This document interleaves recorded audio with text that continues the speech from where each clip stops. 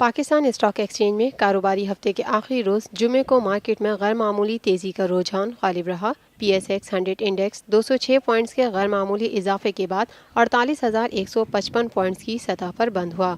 Market का आगाज मुस्बत सून में हुआ। आज सुबह से अब तक मजमूई तौर पर 361 कंपनियों के हिस्सेस के भाव का कारोबार हुआ, जिनमें से 208 कंपनियों के हिस्सेस के भाव में इजाफा, 138 कंपनियों के हिस्सेस के भाव में कमी, जबकि 15 कंपनियों के हिस्सेस के भाव में इस्तेहकाम देखा गया। मार्केट माहिरीन का कहना है मार्केट में उतार चढ़ाव का सिलसिला आइंदा भी जारी रहेगा।